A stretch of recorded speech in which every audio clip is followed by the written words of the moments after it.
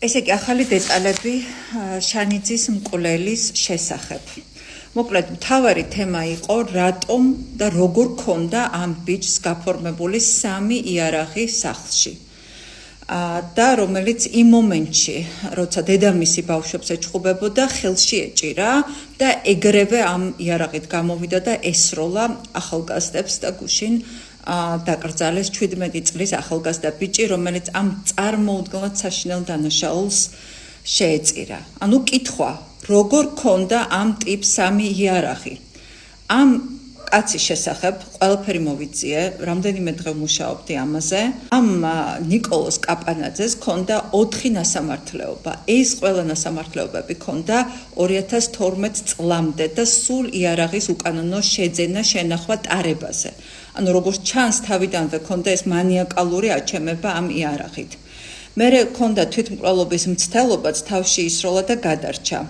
და ამნისტია, რომელიც 2013 წელს კოცებს ქონდათ, ეს ამნისტია შეეხო მას და გამოუშვეს და რაც მთავარია, ნასამართლეობები ამ ტიპს მოეხსნა და მას უკვე ქონდა შესაძლებლობა იარაღი გაეფორმებინა. ანუ სამი იარაღით მივიდა, 4ჯერ იარაღის უკანონო ტარება შენახვისთვის მყოფი ტიპი და გაიფორმა სამივე იარაღი. ოღონ 2013 წელს რო გამოვიდა, 10 წელი იყო წასული საქართველოდან, ჩამოვიდა 2023 წელს და დედამისთან ქონდა კონფლიქტი, დაადო იარაღი და მაშინ გამოუძახა დედამისმა პოლიციას. გამოუწერა შემაკავებელი ორდერი, წაართვეს გაფორმებული იარაღები და რომ გავიდა ორდერისვა და კაც 4 ნასამართლეობით და ფსიქიკური პრობლემით დაუბრუნეს იარაღი.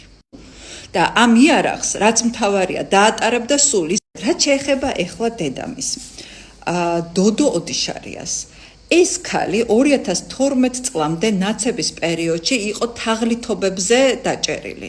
5ჯერ, აი წარმოგიდგენიათ რა ისტორია აქვს და რამდენი ადამიანი შეიძლება ყავდეს გადაგდებული ფულში 5ჯერ თაღლითობისთვის დაგიჭერენ. 2013-ში ამ ქალსაც მოეხსნა ნასამართლეობა და აი ესე ბედნიერად ცხოვრობდნენ 2013 წლის შემდეგ ეს დედაშვილი, მეზობლები, როგორც იცით, ჩემი უბნელია, შესაბამისად მეზობლებს ვიცნობ, არათუ ვიცნობ, არამედ ჩემი შვილი დადიოდა ფრანგულზე ამ ეზოში. ანუ რას ვარ გადარჩენილი, კიდე ერთხელ ფიქრობ, იმიტომ რომ ეს კაცი იყო წარმოუდგენლად აგრესიული, მთელი მეზობლები იყვნენ დაზაფრულები, არა მხოლოდ ამ კაცით, რომელიც ყოველ ღამე ყვიროდა, დედამისი სულ ეჩხუბებოდა ვიღაცას წინ, ეს კაცი სულ ეჩხუბებოდა ვიღაცას ქუჩაში და ამ ქალთან დაკავშირებით არსებობდა კიდე უამრავი პრეტენზია მეზობლების მხრიდან, იმიტომ რომ მიტაცებული ქონდა ადგილები ეზოში, უკანონო მშენებლობები, პოლიციას იძახებდა და ერთმა მეზობელმა მითხრა, რომ აი ჩემი თვალით რო არ მენახა, როგორ გააბრუნა შეურაცხმყოფელი სიტყვებით პოლიცია უკან და ისინიც როგორ მორჩილად წავიდნენ, ხო ვერ დავიჯერებდიო.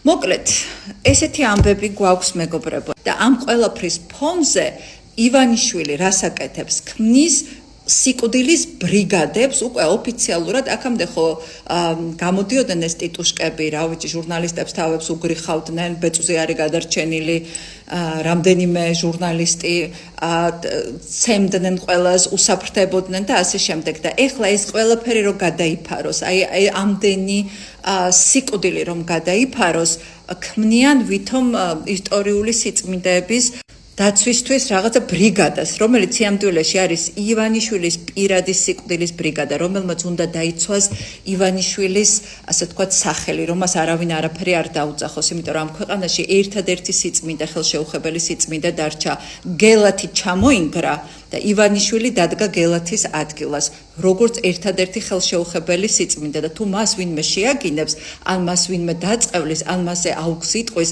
აი ის დაისჯება აი ამ სიკვდილის ბრიგადებით. და თუ ფსიქიკური პრობლემების მქონე 4ჯერ ნასამართლებ პირს ქონდა იარაღი, თქვენ წარმოიდგინეთ, რა შეიძლება მოხდეს, როდესაც უკვე აი ეს რეჟიმი ქმნის თავის ბრიგადებს, რომელთაგანაც ყველას იარაღი ექნება და ამ იარაღიდან გასროლილი ტყვია ვისი ოჯახის წევრს და ვის შვილს მოხვდება, ეს არავინ არ იცის.